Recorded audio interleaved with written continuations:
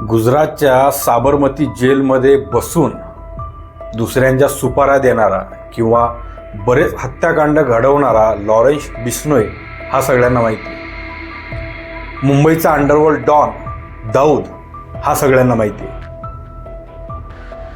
कोकणचा मन्या सुर्वे एक मुंबईचा हिंदू डॉन म्हणून प्रसिद्ध झाला, ज्याचं एन्काउंटर करण्यात आलं वडाळामध्ये. त्याच्यावर कित्येक पिक्चर कित्येक फिल्म बनल्यात, तो सगळ्यांना माहिती आहे. माया डोळस लोखंडवालामध्ये ज्याचं एन्काउंटर झाले त्याच्यावर कित्येक पिक्चर बनलेत, तो सगळ्यांना माहिती आहे.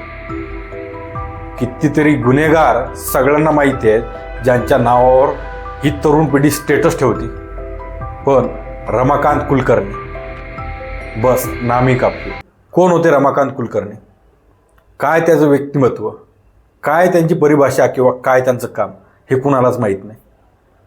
खरं तर एखाद्या गुन्हेगारी क्षेत्राशी निगडीत असलेल्या व्यक्तीचं सगळं काही आपल्याला माहीत असतं, पण आपल्यासाठी झटणाऱ्या, आपल्यासाठी दिवस रात्र जागणाऱ्या पोलीस ऑफिसर, पोलीस लोकांची माहिती हे आपल्यापर्यंत कधीच येत नाही. गुन्हेगारीवर राज्य करून फेमस झालेल्या किंवा त्यांचं एन्काउंटर झालेल्या लोक ही तरुण नाही, त्यांचा उदो करते. पण ज्यांच्यामुळे आज आपण घरात सुरक्षित असतो, ज्यांच्यामुळे आपले जीव सुरक्षित आहेत, ज्यांना आपण मदत करण्याची याचना करतो, त्यासाठी धाव पोलीस स्टेशनमध्ये घेतो, असे कित्येक जिगरबाज पोलीस ऑफिसर होऊन गेलेले आहेत. पण त्या पोलीस ऑफिसर्सबद्दल कुणाला कधीच माहीत नाही. त्यातलंच एक नाव होतं रमाकांत कुलकर्णी. खरं तर पोलिसांची कुठल्या तरी स्तुती करणं हे एका वकिलाच्या तोंडून किंवा असं हे कोणाला अपेक्षित नसतं. सहसा पोलिसांचं आणि वकिलांचं कधी जमतच नाही. बऱ्याच वेळा जजेसचं बार आणि बेंचचं रिलेशन हे कोर्टात असतं, पण तसं रिलेशन हा समाज सुधारवण्यासाठी पोलिसांचं आणि वकिलांचं कधीच नसतं. खरं तर सगळ्यात जवळचं रिलेशन हे पोलीस, वकील आणि समाजाचं असलं पाहिजे. न्यायव्यवस्था त्याच्यानंतर येते. पण अशा पोलीस ऑफिसरांची, अशा पोलिसांची माहिती कुठं सापडतच नाही.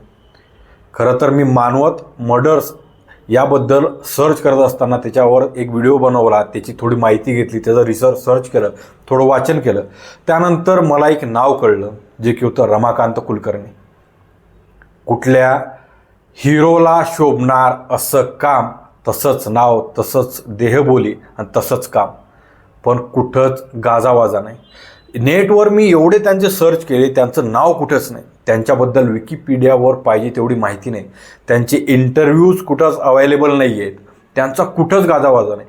पण सगळ्या देशात गाजावाजा झालेल्या केसेस ह्या रमाकांत कुलकर्णी सरांनी सॉल्व्ह केलेल्या आहेत. खरं तर कुठल्या तरी ऑफिसर किंवा कुठल्या तरी पोलीस खात्याबद्दल फार अभिमानानं सांगावं असं एक नाव. एक UPSCतून पास झालेला माणूस महाराष्ट्राच्या महासंचालक पदापर्यंत, महाराष्ट्राचे पोलीस महासंचालक पदापर्यंत पोहोचतो. त्याची स्टोरी या महाराष्ट्रातल्या आणि भारतातल्या सगळ्यात गाजलेल्या केसेस सोडवलेलं एक व्यक्तिमत्व.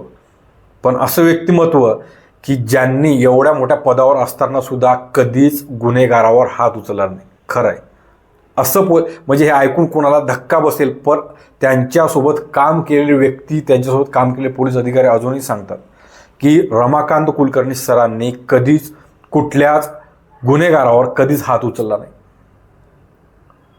त्यांची एक खास शैली होती तपास करण्याची, तपास लावण्याची. त्या मुत्सद्देगिरीवरूनच ते सगळ्या गोष्टी सॉल्व्ह करत होते. मानवत मर्डर केस हे त्यांच्या जीवनातलं सगळ्यात मोठं टर्निंग देणारं एक केस होती. खरं तर रमाकांत कुलकर्णी हे मूळ त्यावेळेस कर्नाटकामधले, तिथून ते मुंबई प्रांतात आले, तिथं स्थायिक झाले, शिक्षण करत होते. काम करत असताना सेंट्रल बँकेत नोकरी लागली. नोकरी असताना सुद्धा त्यांनी UPSC देण्याचा प्रयत्न केला. UPSCत पास झाले. तिथून पहिले राज्य नव्हते तर प्रांत होते, तर मुंबई प्रांतात त्यांची बदली झाली. त्यावेळेस गुजरातचा थोडा भाग मुंबई प्रांत होता. ज्यावेळेस अहमदाबाद मुंबई प्रांतामध्ये होतं, त्यावेळेस मुंबईच्या प्रांतात, अहमदाबादच्या त्या सीमावर्ती भागात दंगली उफळल्या होत्या आणि नौखे ऑफिसर असताना सुद्धा त्यांनी तो दंगली शांत करण्याचा प्रयत्न केला. त्यानंतर बऱ्याचशा केसेस त्यांच्या जीवनात येत गेल्या. त्यातल्या मेन केसेसपैकी एक केसेस आहे रमण राघवची. रमण राघव म्हटल्यावर आपल्याला डोळ्यापुढे येतो नवाजुद्दीन सिद्दीकी. पण नवाजुद्दीन सिद्दीकीवर त्या रमण राघवने पिक्चर बनवला, त्यात हिरोची पात्र केली. पण त्या रमण राघवला ज्याने 42 खून केलेले आहेत, कागदोपत्री ते खून फक्त 24 होते, पण नोंदी न झालेले खूनसुद्धा त्यांनीच केलेले असे संशोधनात निष्पन्न झाले आणि तो आकडा 42च्या वर पकडला.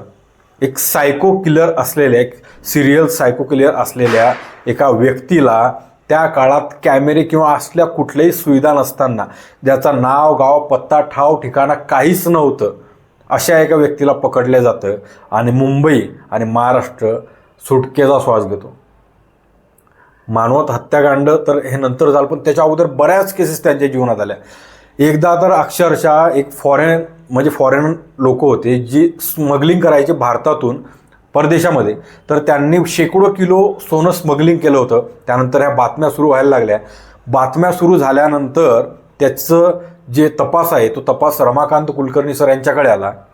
त्यानंतर फक्त एका कुत्र्यावरून त्यांनी त्या जे फॉरेनर स्मगलर होते, जे की 1000 किलो सोन्याची स्मगलिंग करणार होते पुढच्या काही काळात, त्यांचा तपास लावला फक्त एका कुत्र्यावर. एवढी त्यांची एक बुद्धिमत्ता, तल्लख आणि तेज होती. बीडमध्ये अक्षरशः घरफोडा होत होत्या, दहशतीचं वातावरण होतं. त्यावेळी ते बीडचे अधिकारी होते. त्यावेळेस अख्ख्या महाराष्ट्रात आणि बीडमध्ये भीतीचं वातावरण झालं होतं. दिवसा रात्री घरफोड्या होत होत्या आणि टोळ्याच्या टोळ्या गावं लुटून येत होत्या.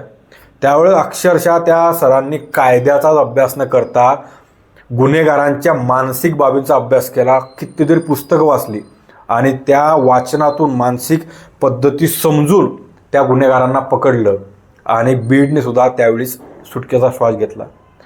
कितीतरी असे प्रकरणं आहेत की त्यांचे त्या नावावरती आहेत.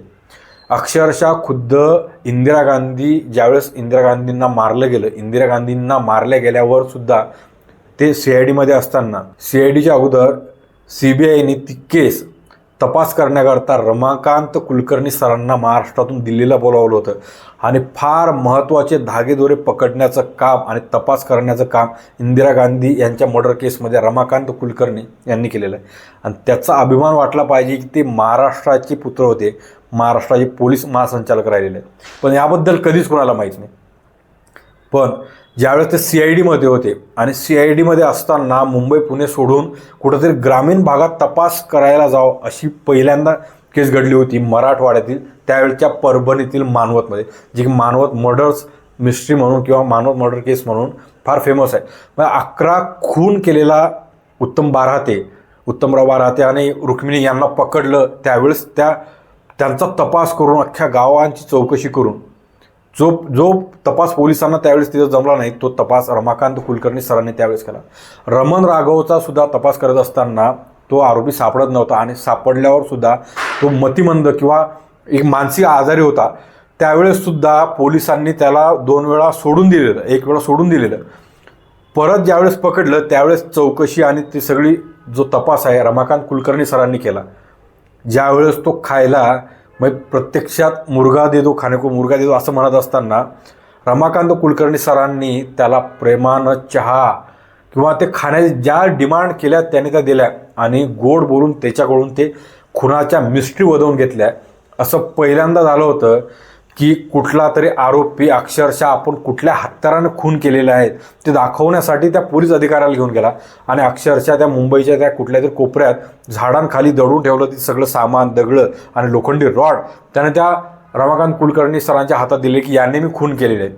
आणि 42 मर्डर करणारा जो सायको सिरियल किलर सापडला त्यावेळेस या रमाकांत कुलकर्णी सरांमुळे.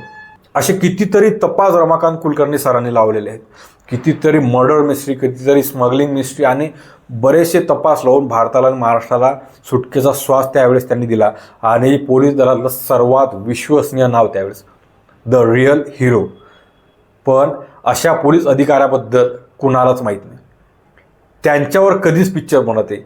खरं तर हेच जर असे पोलीस अधिकारी जर हॉलिवूड किंवा फॉरेनमध्ये असते तर कितीतरी पिक्चर त्यांच्यावर बनले असते. खरं तर शेरलॉक होम्सवरती कितीतरी सिरीज पिक्चर बनलेले आहेत. पण रमाकांत कुलकर्णी सर किंवा त्यांच्यासारखे जे म्हणजे धाडसी ऑफिसर असतात पोलीस डिपार्टमेंटमधले, यांच्यावरती कधी पिक्चर बनत नाही. बनले तरी त्यांना फार असं लाचखोर किंवा अशा पोलीस खात्यामध्ये लाचखोरपणा आहेच, मी ते मान्य करत की त्या गोष्टीला नाकारतच नाही आहे. पण सगळे ऑफिसर तसे नाही आहेत. कितीतरी ऑफिसर असे आहेत की ज्यांना पोलीस डिपार्टमेंटचं नाव कितीतरी उंचीवर नेऊन ठेवलं आहे आणि त्यांचा आदर सत्कार हा झालाच पाहिजे. त्यांचं नाव हे तरुण पिढीला समजलंच पाहिजे. या अंडरवर्ल्ड डॉन किंवा या छपरी गुंडांपेक्षा कितीतरी मोठं कार्य असतं पोलीस अधिकाऱ्यांचं आपल्याला समाजात सुरक्षित ठेवण्यासाठी. पण त्यांचं नाव या समाजात कधीच रोवल्या जात नाही, पुरवल्या जात नाही. या तरुणांच्या कानापर्यंत ती नावं कधी पोहोचत नाही. खरं तर या तरुण पिढीने सुद्धा अशाच पोलीस अधिकाऱ्यांचा आदर्श घेतला पाहिजे, ना की त्या गुंडांचा. आणि रमाकांत कुलकर्णी यांसारखे ऑफिसर पोलीस दलात कितीतरी आहेत आणि त्यांचा मान सन्मान आणि आपल्याला खरंच गर्व वाटायला पाहिजे.